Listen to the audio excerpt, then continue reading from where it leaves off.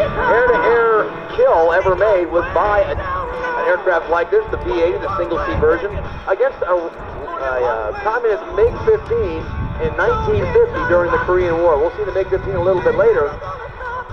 Lieutenant Russell Brown made that kill in the straight-wing P-80, despite the fact that the swept-wing MiG was a superior aircraft in fighter combat.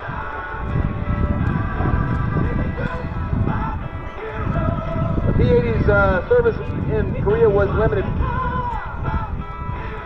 as the Air Force wanted to get the swept-wing F-86 over there and bring the P-80s back and retire them. Again, think back to this era. Every year, technology was moving at such a pace in aviation that an aircraft that was top of the line in 3 to 5 years ago would be obsolete in just a matter of time. Now, Greg gave us multiple roles at show center. You see those distinctive fuel tanks on the end.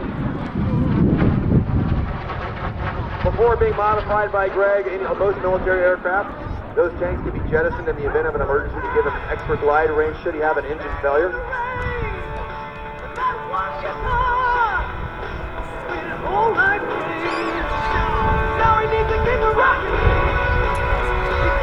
We mentioned the Navy using some of these, and they acquired P-80s in 1945 at their test center in Pax River, Maryland. They modified it with a tailhook, put it on the USS Franklin D. Roosevelt. Believe it or not, November of 1946, Marine Major Marion Carl made 4 deck run takeoffs, 2 catapult takeoffs, and he got 5 arrested landings in the naval variant of the T-33.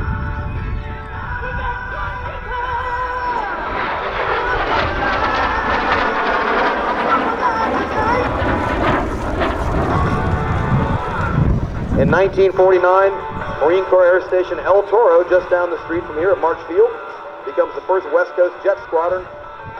When it began flying the P-80, actually the Marines called it the T-01.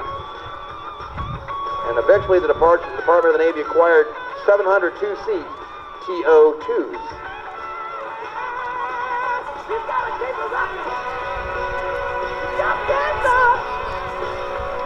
Greg Coyler, ladies and gentlemen, he founded the T-33 Heritage Foundation, a 501c3 nonprofit to help in the preservation of the T-33 and its single-seat predecessor, the P-80 F-80. Now, Greg's got the smoke cranking, but he's got it slow down there with the landing gear down, the flaps down, stimulating the approach speed to let you take a nice slow look at the aircraft.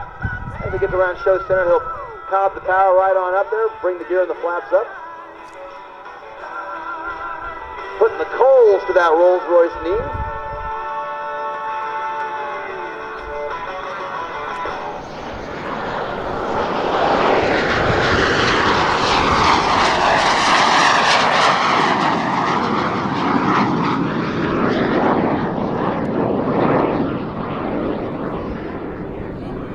The United States Air Force flying these beautiful T-33s until the late 1980s, where they were used as an adversary aircraft, both in Hickam, Hawaii, and in Tyndall Air Force Base in Florida. It was an inexpensive and effective way to put them up against F-15 aircraft to do aerial intercept missions on both locations. Those bases now having F-22s. And the T-33s, sadly, all retired, except for people like Greg, keeping them flying on the civil market.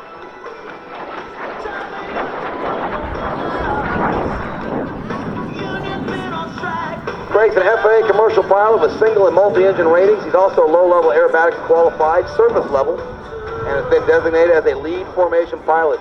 When he's not flying shows or flying for his airline SkyWest, he stays in shape through demanding competition cycling and running the occasional Ironman triathlon. SkyWest on the field today with their booth. Head on over there. You can learn about a career with SkyWest, not just for the pilots. They're looking for flight attendants, mechanics, a whole range of employees. SkyWest on the field. Head on over there. They'll tell you how you can get them a resume and get into the pool for a great career with SkyWest Airlines.